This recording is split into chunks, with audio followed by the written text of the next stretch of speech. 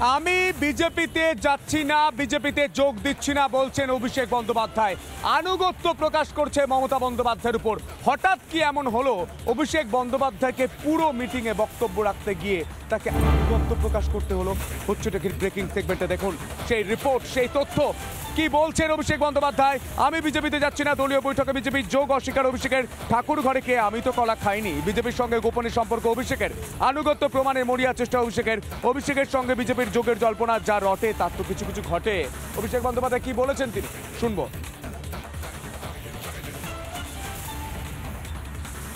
বাজারে রটিয়ে দেওয়া হচ্ছে অভিষেক বন্দ্যোপাধ্যায় বিজেপিতে যাবে। আরে আমার গলা কেটে দিলে কাটা গলা থেকে মমতা ব্যানার্জি জিন্দাবাদ বেরোবে। আমি বেঈমান নই। বাজারে ছড়িয়ে দেওয়া হচ্ছে নতুন দল আসছে। বিজেপির হাতে কলকে আর তামাক খেয়ে কয়েকটা সংবাদ মাধ্যম আর দু চারটে সাংবাদিক এই কাজটা করছে। আমি তাদের নাম করে এই সবার পরিবেশ নষ্ট করব না।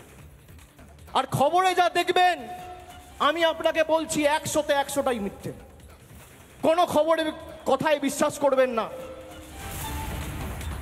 আর এই বিষয় নিয়ে রাজনৈতিক মহলের বক্তব্য কি উঠে আসছে শুনুন।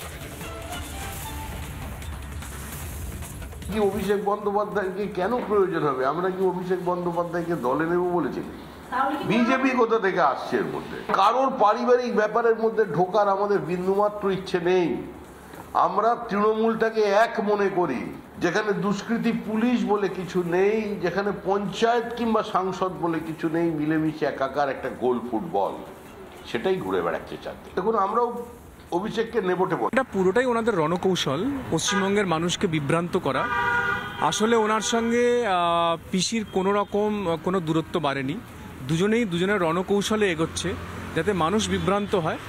আসল ব্যাপারটা হলো যেভাবে মানুষকে বিভ্রান্ত করে ভোটের সময় চুরি করে, ডাকাতি করে, মেরে, গুন্ডামি করে ভোটটা নিয়ে নেওয়া।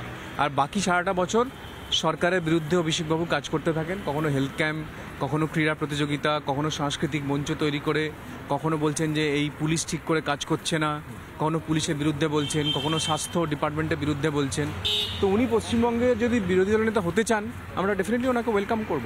বলেছেন বাজারে চালু হয়েছে যে নতুন একটা দল আসবে, বিজেপির হাতে কলকে আর কেউ নাকি তামাক খেয়ে দল করবে, এরকম ইত্যাদি ইত্যাদি। আমি জানি না উনি কার কথা বলছেন, উনিই জানেন।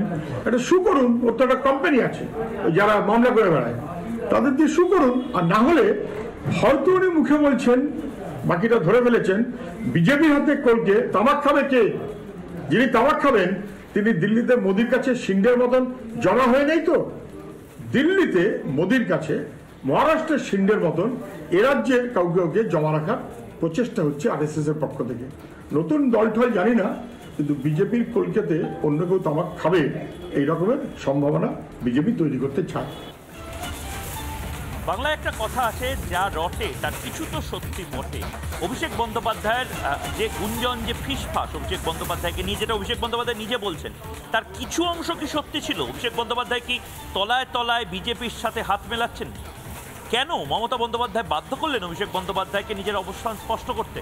এই নিয়ে উত্তপ্ত বিতর্ক এবং কাটাছাড়া করতে আসছি রাত 8টায়। সন্ধ্যে 7:57 জবাব চায় বাংলা নিয়ে। দেখতে থাকুন।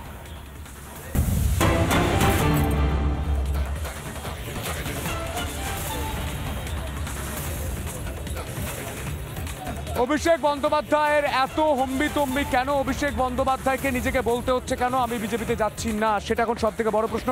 রাজ্য সম্মেলনে ফাঁপা বলি অভিষেকের, দলে বেইমানি বরদাস্ত নয়, মমতাপন্থীদের চাপে দলেই কোণঠাসা অভিষেক। কি বলেছেন অভিষেক বন্দ্যোপাধ্যায় শুনবো। বিগত দিনে যারা দলের সাথে বেইমানি করেছিল, মুকুল রায়, শুভেন্দু অধিকারী, এদেরকে চিহ্নিত করার কাজটা আমি করেছিলাম। আগামী দিনেও যদি কেউ দলের সাথে বেইমানি করে, এদের চিহ্নিত করে, এদের লেজে গোবরে করে প্যাকেট করে বাংলা ছাড়া করার দায়িত্বটা আমি আমার কাঁধে তুলে নিলাম। বাজারে রটিয়ে দেওয়া হচ্ছে অভিষেক বন্দ্যোপাধ্যায় বিজেপিতে যাবে। আরে আমার গলা কেটে দিলে কাটা গলা থেকে মমতা ব্যানার্জি জিন্দাবাদ বেরোবে। আমি বেঈমান নই। নানা ধরনের কন্টেন্ট দেখার জন্য লাইক করুন, শেয়ার করুন আমাদের ফেসবুক পেজ, সাবস্ক্রাইব করুন আমাদের ইউটিউব চ্যানেল। পাশাপাশি অন্যান্য ব্রেকিং নিউজের জন্য অবশ্যই চোখ রাখুন রিপাবলিক বাংলায়।